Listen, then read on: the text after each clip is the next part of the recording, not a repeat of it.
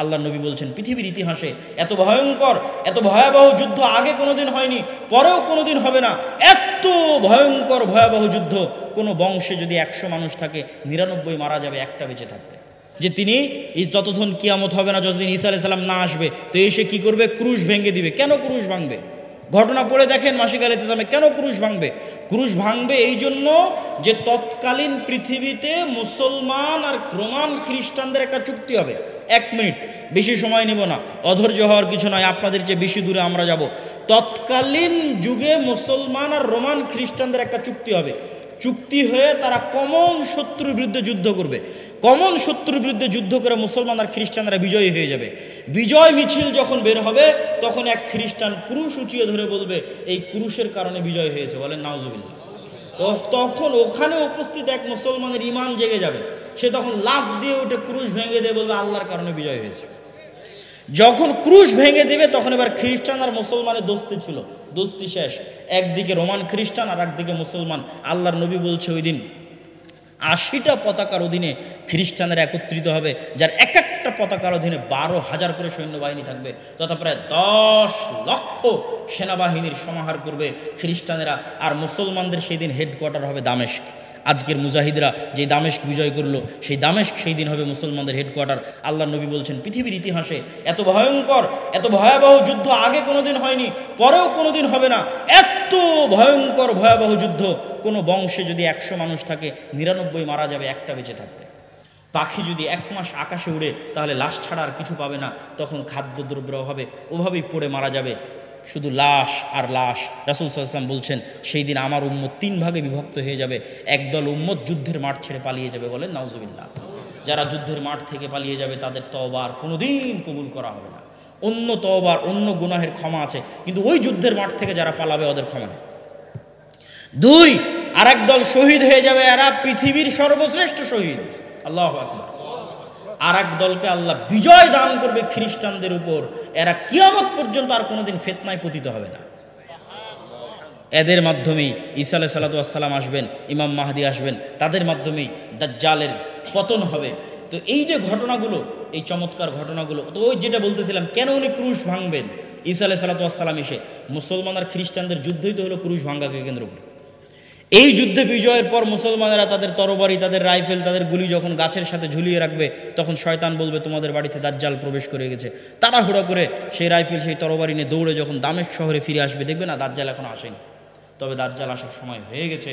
তখন ঈসা আলাইহিস সালাম 2 জন ফেরেশতার কাঁধে ভর দিয়ে দামেস্কের মসজিদে অবতরণ করবেন। আজকের ইহুদিরা যে তোরাহ পড়ে, সেই তোরাতে নূহ আলাইহিস সালামের এই মহাপ্লাবনের বর্ণনা আছে। এত বিকৃতির পর, এত পরিবর্ধনের পর আজকের যে বাইবেল খ্রিস্টানেরা পড়ে, সেই বাইবেলে নূহ আলাইহিস সালামের এই মহাপ্লাবনের বর্ণনা আছে। পবিত্র কোরআনে নূহ আলাইহিস সালামের এই মহাপ্লাবনের বর্ণনা আছে। এই মহাপ্লাবন মহাসত্য। তবে হ্যাঁ, আজকে লস অ্যাঞ্জেলসে যে আগুন জ্বলতেছে তা আল্লাহর এই মহাপ্লাবনের সামনে কিছুই না। আল্লাহ সুবহানাহু ওয়া তাআলার এই মহা গজবের সামনে কিছুই না। অথচ সামান্য ন্যূনতম সে আগুন কন্ট্রোল করার সক্ষমতা আজকের পৃথিবীর সবচেয়ে শক্তিশালী রাষ্ট্র বলে দাবি করে যে আমেরিকা, তাদের পক্ষে সম্ভব হচ্ছে না। তাদের দুর্বলতা এবং তাদের অক্ষমতা সারা পৃথিবীর মানুষের সামনে ফুটে উঠছে ন্যূনতম সামান্য এক আগুনে, যা নূহ আলাইহিস সালামের এই ভয়াবহ বন্যার কাছে কিছুই না। এবার আসেন লূত আলাইহিস সালামের কওমকে আল্লাহ কিভাবে ধ্বংস করেছেন। ওয়ালুতান ইয ক্বালা লিকাওমিহি আতা'তুনাল ফাহিশাতা মা সাবাকাকুম বিহা মিন আহাদিন মিনাল আলামিন। হে লূত, তুমি তোমার কওমের নিকটে যাও এবং তোমার কওমকে বলো। আর লূত তার কওমের নিকটে গেল এবং বলল, আতা'তুনাল ফাহিশাতা, তোমরা কি ওই অশ্লীলতায় লিপ্ত হচ্ছ যেই অশ্লীলতা পৃথিবীতে কোনো জাতি ইতিপূর্বে করেনি, সেই অশ্লীলতায় তোমরা লিপ্ত হয়েছ। এই অশ্লীলতা থেকে বের হয়ে আসো, এই অশ্লীলতা পরিত্যাগ করো। সে অশ্লীলতা ছিল সমকামিতার অশ্লীলতা। সম্মানিত উপস্থিতি, লূত আলাইহিস সালাম যখন এই দাওয়াত তাদেরকে প্রদান করলো, তখন তারা লূত আলাইহিস সালামকে কি উত্তর দিয়েছিল জানেন? ফামা কানা জওয়াব কওমিহি ইল্লা আন ক্বালু আখরিজু আলা লূত মিন ক্বরিয়াতিকুম ইন্নাহুম উনাসুন ইয়াতাতাহহারুন। লূত, তুমি যখন এতই পবিত্র, লূত তুমি যখন এতই পবিত্র আর আমরা যখন এতই অপবিত্র, আমাদের সাথে তোমার থাকার দরকার নাই, তুমি আমাদের এলাকা আমাদের গ্রাম ছেড়ে বেরিয়ে পড়ো, আমাদের গ্রাম থেকে বেরিয়ে যাও। যদি তুমি তোমার দাওয়াতি কাজ বন্ধ না করো, আমরা তোমাকে আমাদের গ্রাম আমাদের এলাকা ছাড়তে বাধ্য করব। আল্লাহর আযাব এবং আল্লাহর গজব আসার সময় হয়ে গেল। আল্লাহর আযাব এবং গজব আসার যখন সময় হলো, আল্লাহ ফেরেশতা পাঠালেন। ফেরেশতা গেল মেহমান হিসেবে ইব্রাহিম আলাইহিস সালাতু ওয়াস সালামের নিকটে। ধারাবাহিক আল্লাহ সুবহানাহু ওয়া তাআলা এই ঘটনা পবিত্র কোরআনে বর্ণনা করেছেন। ফেরেশতা যখন ইব্রাহিম আলাইহিস সালাতু ওয়াস সালামের নিকটে গেল, তখন ইব্রাহিম আলাইহিস সালাতু ওয়াস সালাম ভয় পেয়ে গেলেন। ফেরেশতারা বলছে, ভয়ের কোনো কারণ নাই। ইন্না নুবাশশিরুকা বিগুলামিন, আমরা আপনাকে এক সৎ সুসন্তানের সুসংবাদ দিতে এসেছি, আর ধ্বংসের বার্তা নিয়ে এসেছি কওমে লুতের জন্য। ইব্রাহিম আলাইহিস সালাতু ওয়াস সালাম আশ্চর্য হয়ে বললেন, সেখানে যে লুত আছে, তোমরা ধ্বংসের বার্তা নিয়ে এসেছো কওমে লুতের জন্য, কিন্তু সেখানে যে লুত আছে আলাইহিস সালাতু ওয়াস সালাম, তখন ফেরেশতারা বললেন, তাকে উদ্ধার করে নেওয়া হবে, তাকে বাঁচিয়ে নেওয়া হবে। এই ফেরেশতা দলই মেহমান হিসেবে লুত আলাইহিস সালাতু ওয়াস সালামের নিকটে গিয়ে উপস্থিত হলো।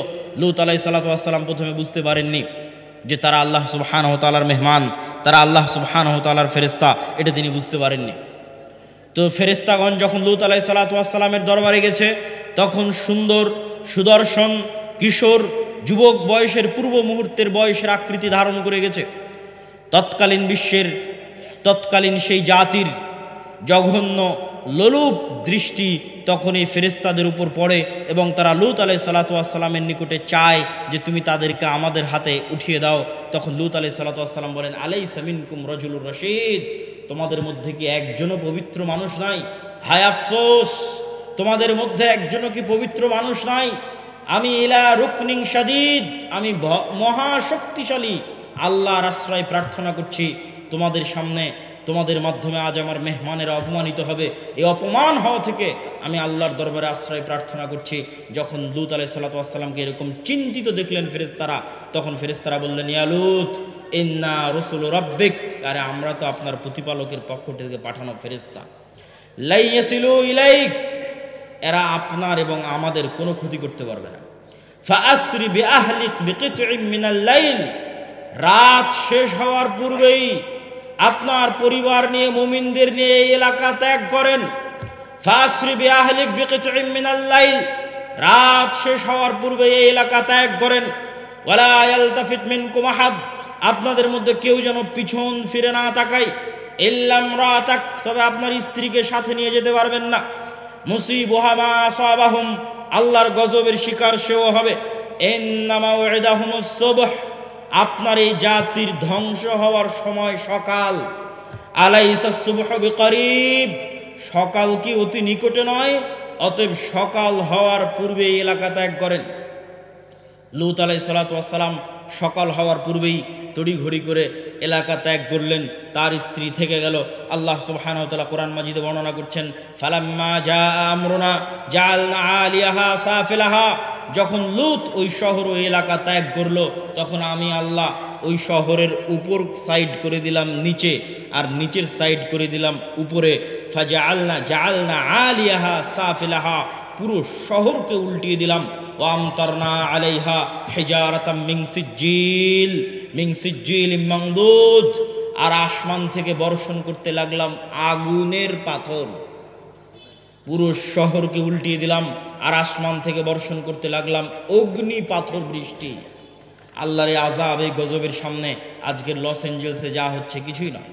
আল্লাহ সুবহানাহু ওয়া তাআলা লূত আলাইহিস সালাতু ওয়াস সালামের কওমকে যে ভয়ঙ্কর আযাব ও গজব দিয়ে ধ্বংস করে দিয়েছেন, সেই ভয়ঙ্কর আযাব ও গজবের সামনে আল্লাহর সেই শক্তিশালী মহান আল্লাহ সুবহানাহু ওয়া তাআলার সেই ভয়ঙ্কর আযাব ও গজবের সামনে আজকের আমেরিকার লস এঞ্জেলসে যা চলতেছে তা ন্যূনতম, তা অতি সামান্য, তা অতি নগণ্য। চলেন আল্লাহ সুবহানাহু ওয়া তাআলা তারপরের জাতির ধ্বংসের বর্ণনা দিচ্ছেন, তা হচ্ছে আদ জাতি। এগুলো প্রত্যেকটা আল্লাহ কোরআনে বর্ণনা দিয়েছে, আর আমি শুধু কোরআনের আয়াত পড়ছি আর অনুবাদ করছি। ওয়া ইলা আদিন আখাহুম হুদ, আদ জাতির নিকটে নবী করে পাঠিয়েছে হুদ আলাইহিস সালাতু ওয়াস সালামকে। ক্বালা ইয়া কওমি ইবুদুল্লাহ মা লাকুম মিন ইলাহিন গায়রুহু, হুদ তার জাতিকে লক্ষ্য উদ্দেশ্য করে বলল, হে আমার কওম, আল্লাহর ইবাদত করো। মা লাকুম মিন ইলাহিন গায়রুহু, আল্লাহ ব্যতীত পৃথিবীতে ইবাদতের যোগ্য কেউ নাই। আফালা তাত্তাকুন, তোমরা কি আল্লাহকে ভয় করো না? যদি তোমরা আল্লাহ ব্যতীত অন্য কারো ইবাদত করো অথবা আল্লাহর ইবাদতকে মেনে না নাও, তাহলে আল্লাহর গজবের তোমরা শিকার হবে। ইন্নী আখাফু আলাইকুম আযাব ইয়াউমিন আযীম, আমি ভয় পাচ্ছি যে আল্লাহর আযাব এবং আল্লাহর গজব তোমাদেরকে ঘিরে ধরবে। তো নূহ আলাইহিস সালাতু ওয়াস সালামের কওম আর লূত আলাইহিস সালাতু ওয়াস সালামের কওমের চেয়ে আদ জাতি ছিল বিপরীত, ব্যতিক্রম। কি বিপরীত, কি ব্যতিক্রম?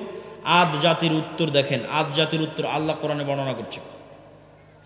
অকালু মান আশাদ্দু মিন্না কুওয়াহ, যখন হুদ আলাইহিস সালাতু ওয়াস সালাম আদ জাতিকে বললেন আল্লাহর গজব আসতে পারে, আদ জাতি উত্তরে বলল মান আশাদ্দু মিন্না কুওয়াহ, আজকের পৃথিবীতে আমাদের চেয়ে শক্তিশালী এমন আছে কে যার ভয় তুমি আমাদেরকে দেখাও?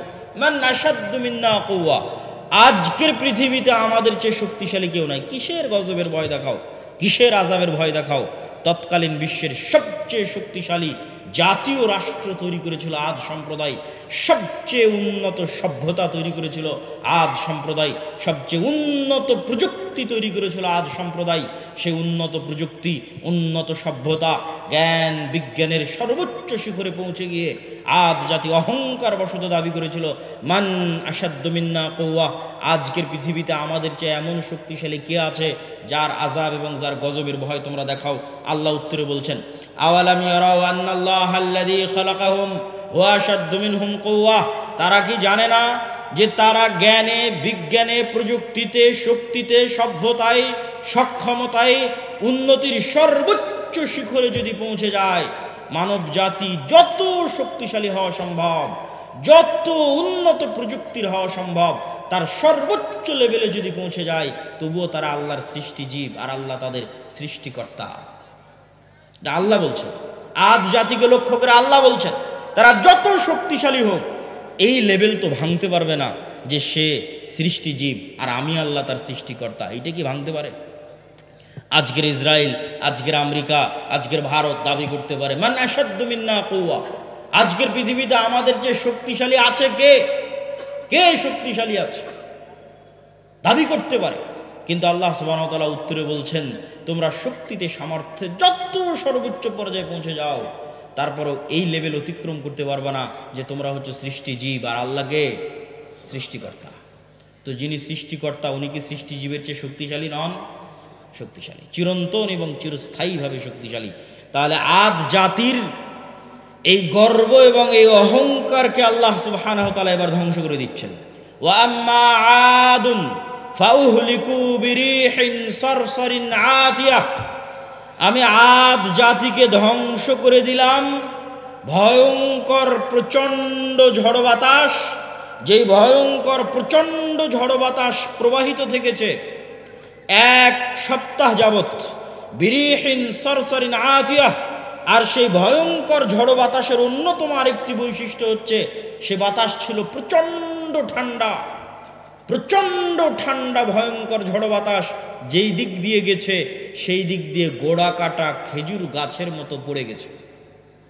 কি মানুষ, কি বিল্ডিং, কি দালান কোঠা, কি গাছপালা, বাতাসের তেজ যেদিক দিয়ে গেছে সেদিক দিয়ে গোড়া কাটা খেজুর গাছের ময়নায় পড়ে গেছে।